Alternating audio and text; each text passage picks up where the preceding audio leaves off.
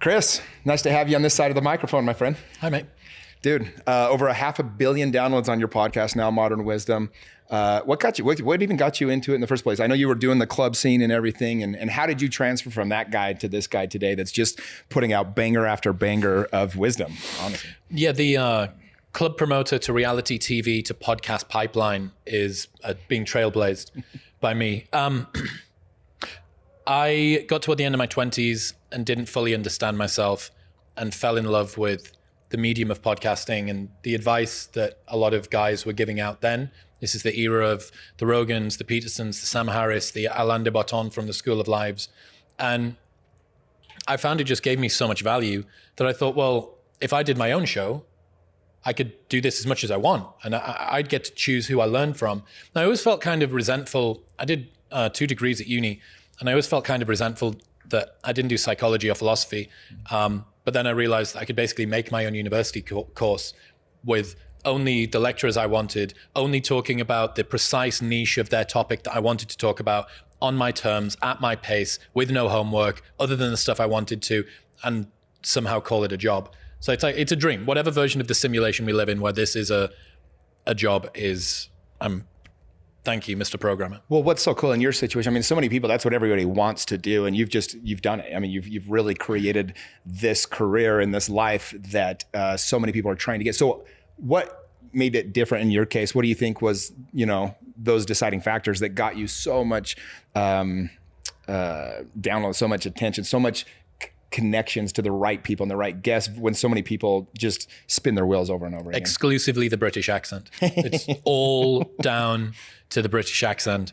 I think the biggest thing, no matter what it is that you're doing, whether you're being a trader, being a good mother, being a content creator, whatever it is consistency. Mm-hmm. So few people are able to stick at stuff. They just don't keep doing the thing for all that long. And, the stuff that I'm talking about on the show and my insights and my questions or whatever, they've got better. Like my podcasting ability has improved over the last 6 years. There's no doubt behind that. But it hasn't been worlds apart. Mm-hmm. The biggest difference, the biggest differentiating factor is that I just didn't stop. Yeah. 750 podcasts in 6 years. 90% of podcasts don't make it past episode 3. Mm-hmm. And of the 10% that do, 90% don't make it past episode 20. So by doing 21 podcasts, you're in the top percentile of all podcasters ever. That's how low the bar is. Less than 6 months at an episode a week will put you in the top percentile of all podcasters in history. Wow. So the bar is set really low. So it's just consistency. I mean, there's other things like I have an eye for interesting people. I am naturally curious. I love learning. There's I could liken it to my mind placing a curse on me that won't go away unless I ask the very right series of words for questions in the right order, and then it's like a rain dance that makes that go away. And then another thing comes and it just takes a hold of me, and I'm like, I need to understand human mating behavior. I need to understand the risk of artificial general intelligence. It's like a hunger, and I can't stop it. And I've been able to find a job that somehow uses that as the thing. Your curiosity is the key driver. And I just keep satisfying. Well, the thing I love about curiosity is it goes in direct, contradiction to judgment. When you're curious about somebody, you can't be in judgment of them because you're trying to understand, you're trying to be empathetic, you're trying to learn more about what makes them think that way or tick that way. And I think for a lot of people, they let their own belief system get in the way of just being able to accept whatever information comes. One of the things that I love about you is you are willing to talk to anybody and about different subjects without trying to spin it and put your own take on it. So people can kind of trust you as a podcaster that they're going to get the information and not try to get forced to believe in a certain way. I hope so. I'm not trying to convince anybody of anything other than there's interesting people out there and you have agency and control over the outcomes that you have in your life. And if you would attend carefully to the things that you do, you'll get good outcomes. But I mean, none of those things, that's the most basic assumption about the world. There's very few people that I have active disagreements with. I just want to understand them better. Like, if you were another person and you had their experiences, you'd believe the things that they believe as well. Correct. So the best thing that you can do is try to understand people.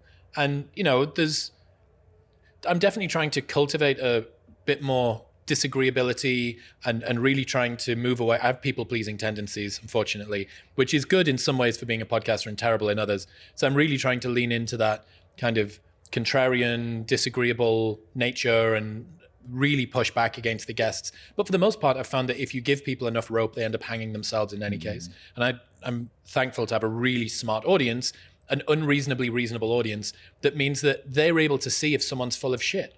If they're full of shit, and I just keep on asking and keep on poking. Dude, we went to, I was in Roatan, Honduras this week.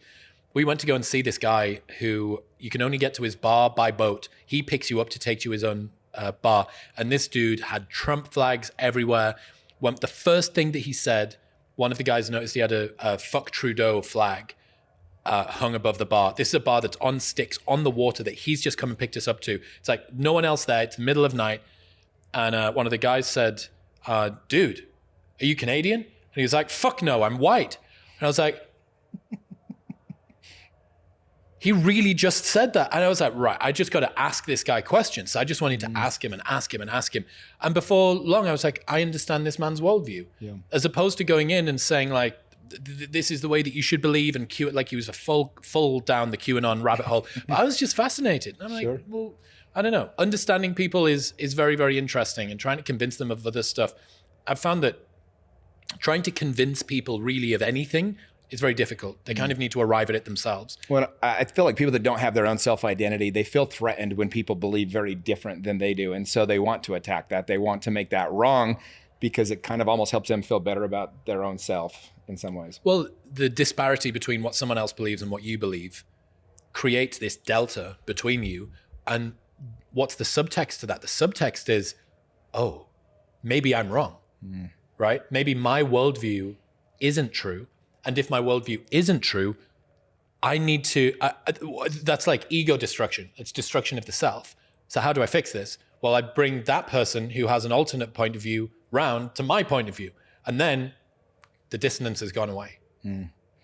So you talk a lot of the wisdom that you do have, a lot of the tweets that you put out, a lot of the quotes that, you know, the clips that I share on my social media have a lot to do with men and the place that they're in today. I'm a men's coach. That's what my day job, what I do. What is difficult about being a man in today's world?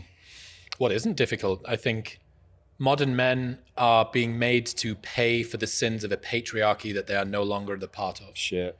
Right? You know, maybe our fathers and our grandfathers had a better time of it, not an amazing time of it, apart from, you know, like the war and the deaths through jobs and the lower disease, the high disease risk and the mortality, and only 40% of us throughout history reproducing. And apart from those things, still, there were privileges that guys had for a long time and access that they had that not everyone did.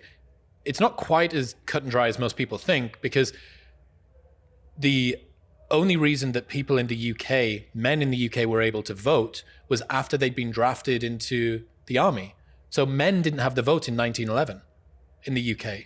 So it was the middle class and the aristocracy. They were the people that had the vote, but it wasn't the normal unwashed masses. They didn't have it. So it's not like men have had an easy time of it. But particularly now, I think that there is a culture, specifically online, that derogates men for having a type of privilege and disregards their suffering and their difficulties. Like, the single biggest risk to a man under the age of 30 is his own hands. That's the most likely way that he is going to die, is through his own hands. And yet, talk of a perfect example of this. There was an article that came out from Robin Dunbar. I brought him on the podcast to talk about it. It didn't blow up, and then someone wrote an article about it. Studies show that men need 2 guys' nights per week in order to maintain good mental health. From Robin Dunbar, it's a very well-researched study.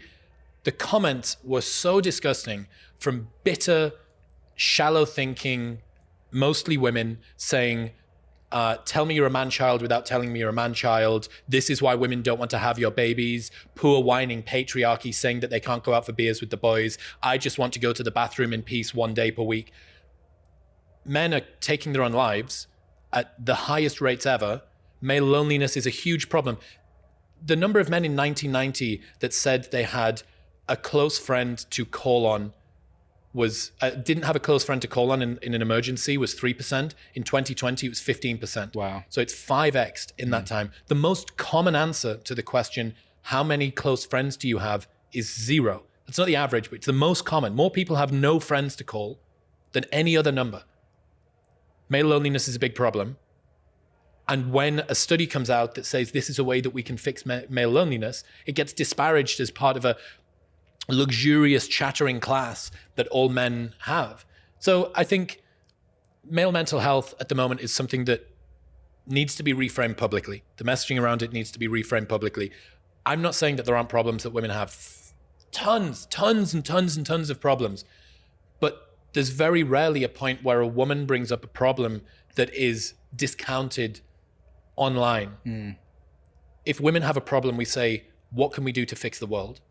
If men have a problem, we say, what is it that men aren't doing where they don't fix themselves?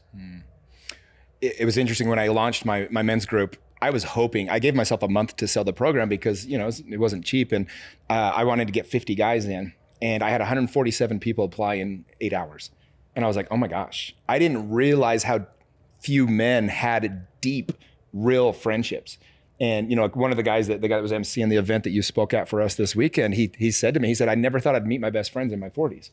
He said, I didn't even realize that the friendships I had were so shallow, because I think men are historically taught not to talk about these things. Whereas women, I think that's one of the advantages that women do have is they do talk about their feelings with each other. They're able to go to those emotional places. Whereas men, they're, like you said, people, very much so look down on it when they start to do that.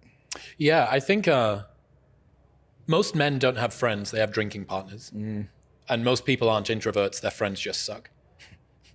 You're not an introvert around people that you are fired up to talk to.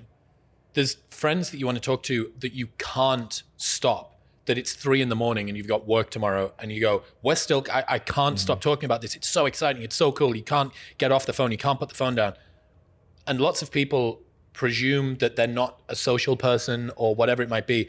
And it's not that at all. It's just that the friends that are around them don't fire them up all that much. So I think that's an important reframe. But yeah, even, making friends as a guy in later life, as in anyone in later life, is super embarrassing. There's this sense that you should have already had friends. What, do you not have friends? And it's like, that's exactly the same as saying, why are you going to the gym? Are you not already fit? Right? Things that are worthwhile take work to do. And making friends and maintaining those friendships, you need to, again, Robin Dunbar, great book by Robin Dunbar. It's called Friends. Everyone can go and read it.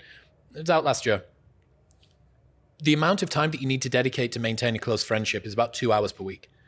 You need to dedicate 2 hours. Per friend. Wow. Yeah. So if you've got, and your inner circle is around about 5 friends, but a significant other takes up 2 of those spots. So typically people will have between, if they're well balanced, they can hold on to around about 3 close friends plus a significant other. And, that's 6 hours a week that you need to spend with those close friends in order to maintain that optimally maintain that relationship. So pay attention to it. Yeah. Well, and I believe it completely. I know for me, it's interesting because I've tried to hold quite a bit more friends than 3, and it makes it very difficult on your romantic relationship, right? And so ultimately you have to find them. Thankfully, I've been able to hack my life so that my career is also creating friendships. So I get an extra 40, 50 hours a week to work on it, as opposed to the average guy. One thing that I want to ask you about is depression. Like, how many people are actually suffering from depression versus they're just not doing the things that make you not depressed? Great question. I throughout my 20s thought that I was depressed. I suffered with a low mood around about every few months or so. I'd spend a day in bed or maybe a couple of days in bed with the curtains drawn, and I wouldn't want to leave. I wouldn't want to go speak to people. I'd struggle to get up and get out of bed, characterized by low mood, recursive thoughts, feeling quite negative about myself, very, very sort of scolding inner voice. But I was a club promoter and I was going to bed at 4 a.m. 2 or 3 nights a week. And diet was okay. It was broy, but it wasn't fantastic. And I was training, but I wasn't spending that much time outside. I wasn't walking all that much. I wasn't really thinking about the nutrient density or the quality of the food that I was eating, even though I looked like pretty good. I wasn't doing the base things I needed to. And then COVID happened and all nightclubs closed. And for the first time in my adult life, I had a stable sleep and wake pattern, and the low mood went away. So I didn't know how much of my depression was just chronic sleep interruption. So there's definitely a mental health crisis going on at the moment. How much of that is categorizable depression using the DSM's manual for what constitutes depression? I don't know. I don't think it really even matters all that much. People don't feel good about themselves or about their life. They don't have the clarity of thought or the mood that they want to, and that needs fixing. And I don't think that it matters about whether or not we get caught up in the lexical Brazilian jiu-jitsu of, is this depression? Oh, it's not. That doesn't meet the medical clinical criteria for it. I don't think that really matters. What matters is you need to do the things that give your mind the best chance to feel good. Well, that's what I love about your keynote today is you talked about that. You said talking about doing the thing does not do the thing. Correct. Studying about doing the thing does not do the thing, right? So many people are getting ready to do the thing. I saw this. I was a real estate agent for almost 20 years, and so many realtors, man, they were so good at doing everything but the thing. Correct. They'd prep for an hour each day. They'd get their notes ready. They'd get their things, and they just never did the thing. And I was doing the thing from 8 to 11, and then I was on appointments all day because I did the hard work. Yes, you've done the calls, there's the appointments. Yes, and I literally went to the very top of my entire industry because I simply did the thing. I loved how you talked about that earlier today. Yeah, that's from Dynamite. It's one of my favorite bloggers. He wrote this phenomenal post called a list of things that aren't doing the thing. And yeah, it's great. It's, Andrew Huberman says, you cannot change the mind with the mind, you have to change it with the body. And I think that there's a good bit of truth in that. Not strictly true. Meditation can change the mind, right? There's some internal practices we can do. But largely, his point is right. Trying to think your way out of overthinking is like trying to sniff your way out of a cocaine addiction. Just getting your body moving, going outside, making sure that you're eating okay, making sure that you're drinking okay, make sure that you have a stable sleep and wake pattern and you've got some people that you can speak to that you find interesting. Mm-hmm. Once you've got those things sorted, if you're still suffering with low mood, all right, let's now talk about what might really be going on here. Maybe we've got some sort of imbalance. Maybe we need to get your bloods done, whatever. But I think a lot of people are laying at the feet in America of pharmaceuticals, elsewhere, some outside of their control, externalized force that they don't have control. This is the way that I'm born, et cetera, et cetera. And then when you look at the habits that they're doing in order to improve their life, I don't think that they're there. I don't think that the basics are there. Yeah, I think too many people want to look backwards at what went wrong or what happened or whatever else, as opposed to looking forward at what they just need to go and actually do. And it's the taking action, I think, is the part. That's what I took away from today is, doing the thing is taking action. It's just putting it into movement. Like you said, for me, meditation actually is about the body because the hardest thing for me to do is to hold still. And it's an actual physical thing for me to just sit and meditate. Yep. It's taxing to me physically more than even mentally. When I first started reading, I'd spent my 20s being a club promoter. I think I'd sent 4 million WhatsApp messages in a decade.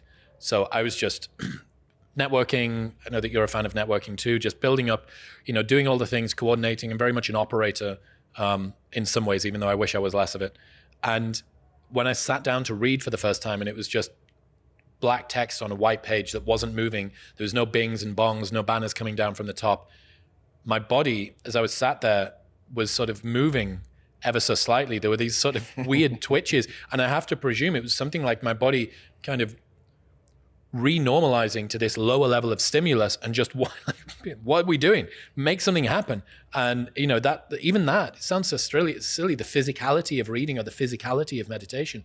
But for the people that are starting on that journey or restarting that journey after they've done it and then maybe lost it, it's no joke. Like that's a real thing. The level of overstimulation that we're conditioned to at the moment it's a huge problem that I think that we face is that is so easy to get quick stimulation. I mean, back even when I was a child, you were just bored a lot. I remember going to the doctor's office. You just sat there. You were bored. There was nothing to do. You just sat there in your thoughts, or you're waiting for your mom to pick you up from wherever you were. And 20 minutes, you're just sitting on the curb. Like there wasn't this constant stimulation, right? When you got home and there was 12 stations on the TV, and if you didn't like what was on, you just sat there and you didn't watch any of them, right? And so I do think that there's, because dopamine is so easy to get those hits today, right? Like there's in a million different ways. I do think that our nervous systems have to re-regulate themselves. It's one of the things that I've been trying to work the hardest on over the last year, is just completely rewiring my nervous system to be comfortable doing nothing, because I can always do more. I can always push. I can always have another conversation or text somebody. 4 million texts, by the way, that's an insane number. But I think the key is to find happiness in doing less. I know you study the Stoics a lot, but one of my favorite lines is like, it's not about having more, it's about being happy with less. It really is the key, I think, to the whole thing. Yeah, it's the level of stimulation that everyone has become acclimatized to is not great, and we would do better. There was one day, I always think about this, for almost all of human history, we had less information than we wanted and would have been optimal. Mm-hmm. And now we have way more than would have been. And there was like one day in July 2008 when the balance of information that humans needed and wanted was correct. And then very quickly we just blasted through that ceiling, and now here we are, all with dopamine deficiencies, addicted to our phones. Well, I feel bad for people that are just coming up now. There's so much noise out there. I mean, you don't know who to listen to. One of the things that I'd love to have you here explain again is where you find your information, where you go to be inspired, and you come up with so many quotes and so many different things that, I was curious from a selfish standpoint of like, where does he go to learn? Because it's one of those things, I think a lot of people nowadays, they really don't know how to just learn. Yeah. It's difficult to know where to go for the information. People want insights. To be honest, dude, so much of my coming of age education was through Joe's show.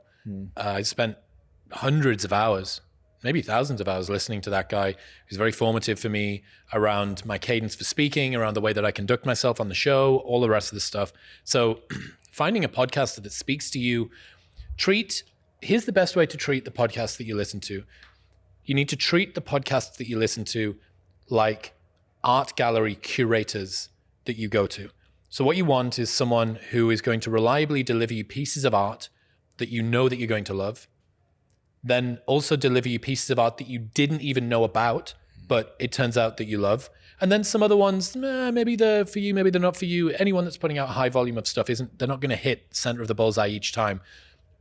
But you should treat them like a curator.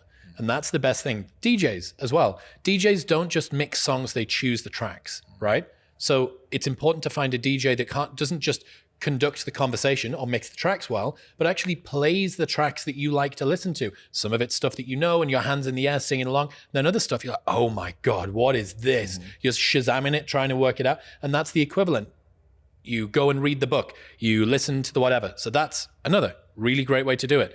Other stuff, I love Substack. I'm not on Substack, but the format that has encouraged, which is, between 2 and 10 minute long reads on average. I think the average article probably takes about 10 minutes to read on Substack.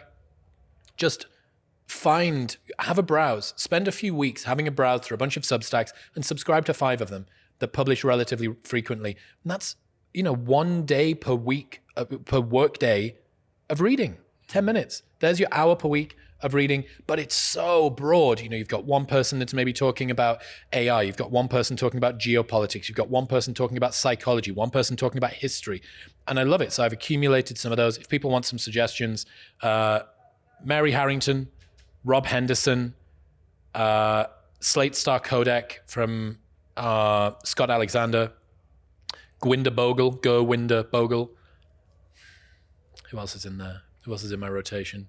One of the things I love that what you're doing is you mix it up a lot. You're getting information from a lot of different sources. I think people get pigeonholed into things they want to listen to, or they, things that they maybe agree with already. So I think that's, where a lot of the echo chambers come from, as opposed to going to all these different types of learning. Well, you'll have heard this when you started researching how to build a channel, which is, it's common held content creation wisdom that you're supposed to niche down hard, dominate a niche, and then broaden out from there. Because it's very difficult to dominate any one audience and own it if you're spread across multiple audiences. I think that's one of the biggest fallacies in all of content creation. It's total horseshit. Every person is varied and curious and idiosyncratic, just in a different way. This person loves 80s jazz and horse riding and NFL and Taylor Swift theories and military history, right? That, think about all of the different places that you can take that to. So no one person is, I just do pickleball. Mm-hmm. And that's my thing. I just do pickleball and then I go to bed. Yeah, it's bullshit. So you don't need to niche down. Follow your interest. Great, really brief, great story from Douglas Murray. He worked for this journalist at the start of his career. This journalist made a West End show, a play about the life of Prince Charles in rhyming couplets. Oh, wow. This guy's accumulated tons of enemies throughout his journalistic career. On opening night, there's a lot of scrutiny, a lot of critics are going to be there. At the halftime interval, there's no one left in the entire theatre, including the cast who've walked out. That's how bad it was. And this guy's devastated, and he's mocked in the paper, and all of these people that had grudges to bear brought them out. It was vicious. And Douglas saw him a couple of days later at work and said, "What were you thinking? Play about the life of Prince Charles in rhyming couplets? Are you insane?" He says, "Well, Douglas, I followed my instincts. And instincts, they may sometimes lead you wrong, but they're the only thing that's ever led you right." It's like, that's it. If you're interested, some non-zero, non-insignificant minority of other people will also be interested. So just follow what you're interested in. Because if nothing else, you'll enjoy it. And also, it'll genuinely be unique. The best thing you can hope for if you try and model Joe Rogan is to be the second best Joe Rogan in the world, as opposed to the best version of whatever content conglomeration you want to make. Yeah, well, and you talked about this earlier today too, but I think most people, they think that happiness is going to come when they reach a certain level of achievement or success, but in the pursuit of that achievement, they give up their happiness. Precisely. Do not sacrifice the thing you want for the thing which is supposed to get it.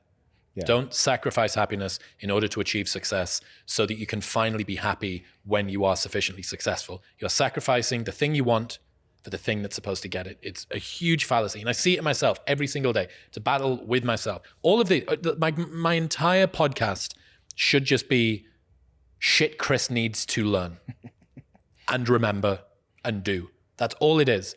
But it just happens to be that my pathologies and issues and problems are pretty representative. I'm a good avatar for the normal dude that's a bit thoughtful and really wants to sort himself out. Yeah. That's it. I think what's attracted so many people to my coaching program, very much the same. I think I just deal with a lot of the issues that men deal with. And I've thought through enough of them to come up with some pretty cool results and answers to deal with a lot of it. But, well, and one of the things that you talked about is, one of the worries or one of the cautions, I guess, that you said is a lot of people will give up the thing that already they know makes them happy for something that they can chart or they can measure it. Correct. In there. Speak a little more about it because it was brilliant. Yeah, this is my new pet obsession. I'm working on this with George Mack, my friend. So it's a framework of hidden and observable metrics. So a lot of the time we will trade a valuable hidden metric for a much more easy to quantify observable metric. Great example of an observable metric would be something like money or job title or car that you drive or house that you own. Great examples of more valuable but less observable metrics would be something like the quality of the relationship with your wife, your time asleep, your peace of mind, the way that your kids feel about their relationship with you. All of these things really, really difficult. So you may get a pay rise at work, that's great, but it comes with an associated side of stress because there's now way more responsibility on your shoulders. Well, have you won? Is this a net positive for your life overall, given that presumably the reason you want more money is so that you're happier, but the byproduct of you getting the more money is more stress, which makes you more miserable? Mm-hmm. Okay, so what are we looking for here? And I think just ruthlessly asking yourself the question, what do I actually want to want? This is the most important question no one ever thinks about. It's not what do I want? That's obvious. What do I want to want? If you could step in and design your desires, if you could design the things that you actually want, what would they be? And a lot of the time, when you compare what you want to what you want to want, they don't even come close. What I want is a new car and a new house and nicer shoes and a watch and a job rise. Okay, why? Well, because I think it's going to make people want me. Why? Well, because I don't think that I'm worth all that much. Why? And then you get into, it's just psychotherapy, right? It's like the way that I was brought up. It's my assumptions about the world. It's that nasty voice from my school teacher or my parent or my brother or my friends in school or whatever it was. If you cut to the core and design your desires, you can end up arriving at a place where what you want is what you want to want, and then you're swimming downstream the whole way. All you're doing is following the path of least resistance toward a thing you actually want to want as well. But you have to do the self-reflection. It's super important. And this is where that hidden and observable metric thing is super, super crucial. One of the biggest determinants of your satisfaction, your life happiness, is the length of your commute to work. The longer the commute, the more miserable you are, right? It's very robust. It shows up in a ton of data. If you were to change jobs and get a 10% pay rise and a 30% increase in your commute, that's a bad deal. If your commute to work is now an hour long, so 1 hour there, 1 hour back. I know a guy in the UK who travels 2.5 hours to work and 2.5 hours back from work every single day. Oh my gosh. And he's on his grind and it's great for him and I respect the work that he's doing, but that's unsustainable. He's fortunate that he's like 23 and made of rubber and magic, so he'll be fine. But don't trade observable metrics for the ones that actually matter. And just because it's an easy game to track, money, status, wealth, car, house, be careful. Well, and I think the caution in that's so brilliant is when you're chasing those things that we think we want, it's at the expense of the things that are going to bring us happiness. It's at the expense of the things that truly deep down we probably is what we're craving. Of course. And I was talking to Ed Milet just yesterday when he was here for the event as well. And he said, I've started reevaluating everything that I'm doing. I have to do an audit on myself and say, do I still want all this? Because he said, what I really want is more time with my son. I want more time with my wife. I'm getting older. I want more time just relaxing. And he said, so I have to do this internal audit and just get real about that question. Like, what do you want? Like, what do you really want? Instead of, a lot of people want something, they think they want something, but it's not even close to what they're truly trying to get. It's not their desires. It's the path of least resistance, or it's the way that they've dealt with past trauma, or it's the way that they were validated when they were young, or it's the things that society tells them that they should desire, or it's the confused chemical signals of their body. The best that you can hope for, if you do that, is to be a rich or successful slave, right? A rich or successful slave to your impulses. You can be the smartest rat in the room, but that's hardly something worth celebrating. Mm-hmm. Well, it's earlier this summer, I went to buy a new car. I hadn't bought a new car in 6 years. I just keep trading my truck. I love driving my truck, as all Americans do. But I went to, and I was going to buy a very expensive vehicle. It was almost 200 grand. And I test drove it. There was only a couple in the state. I went and looked at all of them. And the thing that saved me, I'm going to use that word not lightly, from buying this dumb thing, is I asked myself a question: why do I want this? And I just taking enough moment to be honest with myself, and it was ego. It was the wrong reasons. And I was like, what am I doing? I don't even want this car. I didn't enjoy driving it, but there was this ego at play, and People had to think I'm cool. Look at how successful I am. And I had to overcome it. And I'm like, you think you're past that. You think you're over that. You're just not. Like it's always at play, right? And I just was able to stop myself long enough to not buy it. And people that try to fulfill that part of them that's seeking validation, or whatever it might be, significance, within a week, it's gone, and you need something else to validate. You need something else to make you significant. Josh Waitzkin has this idea of tighter and tighter circles. So he was the guy that the film Seeking Bobby Fischer was written about. Chess prodigy, pushed very hard by his father, got to pretty much the top, and then just bowed out. So rose to the top of an incredibly difficult thing, bowed out, went into Chinese push hands, got to the top of that, bowed out. And then he's world champion in like 3-4 different things now. He got into e-foiling, and then Brazilian Jiu-Jitsu is his two new things. And he talks about tighter and tighter circles. And what he means is that there is no point in your life where you arrive and your mental afflictions are no longer there. There will never be a point in your life where there are no problems. There are simply more subtle problems to deal with, right? And this is one. The problem and it sounds like such a champagne first world problem. Poor successful businessman realized that actually he wanted validation from the world, and that's why he couldn't buy his 200 grand car. Do you not know that there's people out here that can't afford to eat? It's like, yeah, I do. And that's their problem. And this is mine. And if they were in my position, they would have this problem as well, right? We're relative beings, not absolute beings. Very difficult to do that. Just as a good example as well, Sean Puri, a guy from My First Million podcast, he, I think, maybe looked at a car not too dissimilar to that. I don't know what the monthly payments would be, maybe like $5,000, $4,000, something like that. Just for the people that are listening who are at that wealth level, or considering it, or thinking about getting to that wealth level, that is a full-time, that is a 5 days a week personal chef for you and your family.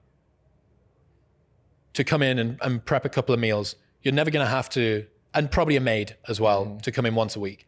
You would never have to cook or clean 5 days a week. Or you can have your car that makes everyone tell you how fucking cool you are. Now, for me, I'll take the health and the enjoyment of eating and the additional time with my friends or my family, or to work and kill myself doing whatever it is I want to do. There are places that we can go to where we invest and spend our money that I think are much more valuable than where most of society thinks that it should go. Well, I think it goes back to the thing that you said, though. It's very easy for somebody to look successful. It's the thing that you can quantify. That's the danger, right? They can see the car. They know how much it costs. Therefore, you're successful. Your cleanly folded laundry isn't a flex, though. Exactly right. Yeah. Well, I think there's the quote that's, and you have this, it's loving relationships, a peaceful mind, and a body that's healthy are the three things that, you have to earn. You have to, and, I think one thing about physical health, you can physically see it very quickly. That person has discipline. That person takes care of themselves. That person cares about, whatever. But the other two are very difficult to quantify. Again, relationships in general is one of the things that you talk about quite a bit. What about modern dating makes it so difficult for people to fall in love as opposed to in the past?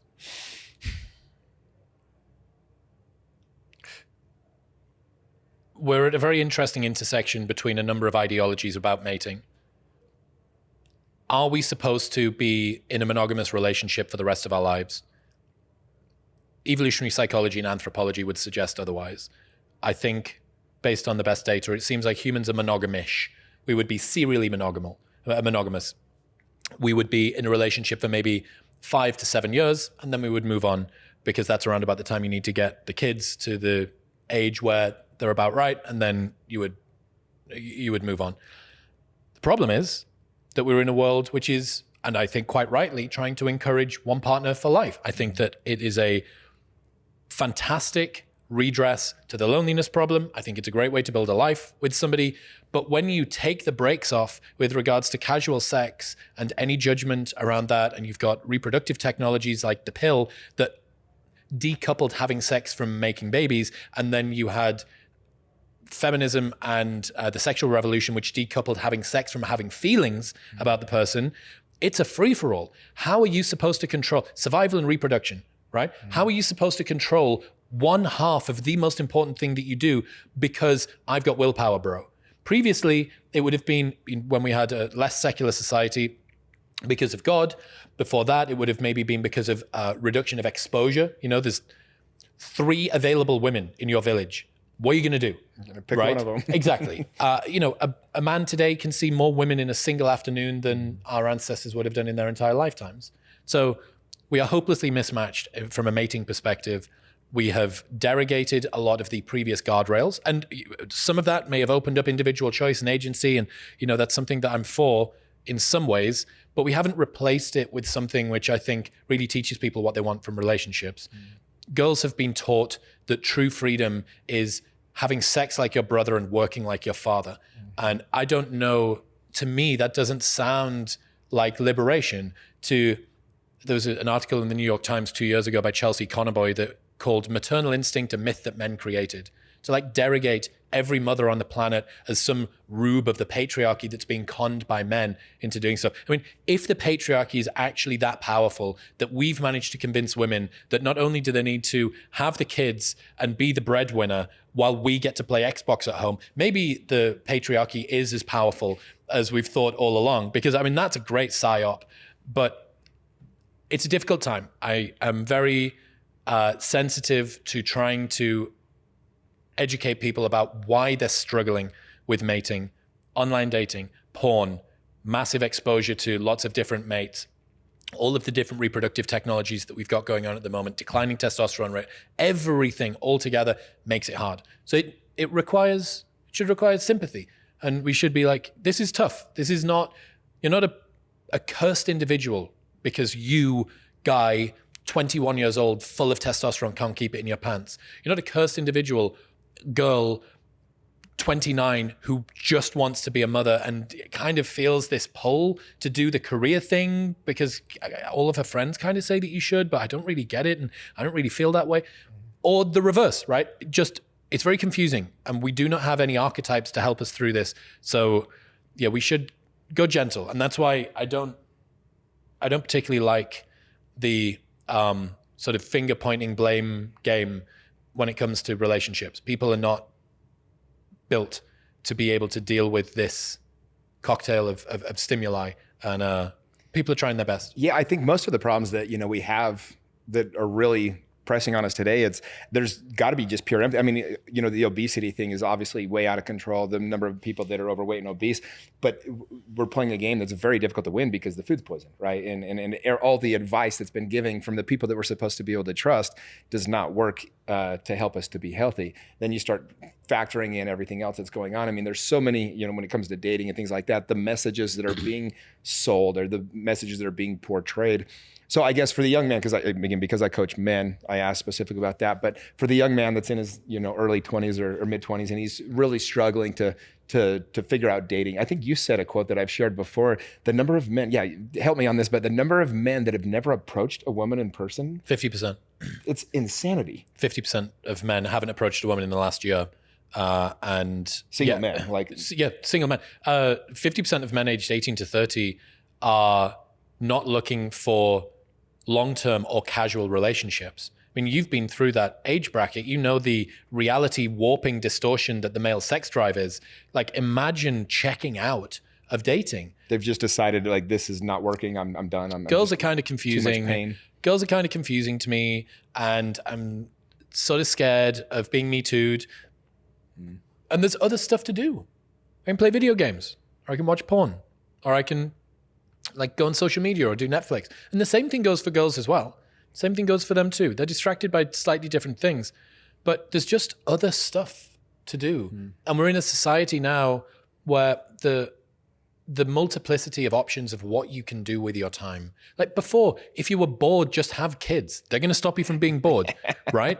So I think that people are just, again, and this is folded in, like the mental health challenges and the stimulation, the dopamine, all the stuff that we spoke about feeds into the mating crisis, which is, there's just so much other shit to do with your time. And how am I supposed to choose between all of these things? Maybe I should dedicate myself to going to the gym and being a bodybuilder. I can go and win the Olympics. Maybe I should travel the world. Maybe I should be a remote work digital nomad. There's just so many different things we can do that aren't forming relationships. And, who is to say that forming relationships is the priority that you should have? The one thing that I would add to that, the justification for why you should consider relationships is that's the thing that's going to be most valuable to you eventually. It may not be now, it may not be in 5 years, it may not be in 15 years, but it will be eventually. The longer that you wait, if you wait too long, your potential list of options begins to dwindle. And you do need to be careful about that. So lots of things that people can do. Not just that. Talking about the obesity thing, actually, I told you I spent this week at this longevity conference in Roatan. They're talking a lot about these GLP-1 agonists like semaglutide, Ozempic. There's a new one called tirzepatide, I think, or tirzepatide. I think downstream from this, I think that's going to be one of the most world-changing technologies that's ever been deployed. Really? I've heard that airlines are predicting the reduction in fuel costs based on passenger weight dropping over the next 2 decades, that confectionery companies are trying to change their margin because they know that the volume of sales is going to go down. This is world-changing stuff. If you could give someone a drug that decreases their risk of heart disease, their risk of all the obesity, the whole list of diabetes, everything that comes along with it, the world changes. I know this sounds so stupid. The amount of cotton that needs to be used to make clothes is going to change because so much of what we do is formed to our bodies in one way or another. It's wild. It's good. That's going to be fascinating development. Yeah, no, I've been trying to follow that a little bit. It'll be interesting because, there's kind of this principle that you can't get something for nothing. And so what's the reverse effect of all those things and the quick weight loss and some of that? And I guess it's kind of a wait and see in a lot of cases, right? Correct. Yep. Yeah. Well, Chris, I could talk to you all day, man. I really appreciate your time and to be able to have you on my podcast, somebody that I've looked up to, that I've tried to model my own podcast after. For people that want to follow you, they want to get to know you more, where's the best place we can send them? Modern Wisdom on Apple Podcasts and Spotify. If you want to get started with an episode, I did a great one with David Goggins about a year ago. So just search David Goggins, Modern Wisdom, or Chris Williamson on YouTube, Chris Williamson on Instagram, Twitter, wherever else. You can't get away from me. Awesome. And do you have a favorite guest that you've ever interviewed, by the way? It's like trying to choose from 750 children. Right. I mean, it's the same thing. But I would say start with David Goggins. He's a really great one. Peterson's been on 3 times. Huberman's been on twice. We've got an episode with Jocko. And if you just want a crazy British uncle, there's a guy called Rory Sutherland. He's one of the greatest advertising executives on the planet. And I had an episode with him that came out very recently. So Rory, David, all of it's available on Modern Wisdom, wherever you look. Awesome. Thanks, man. Fuck yeah.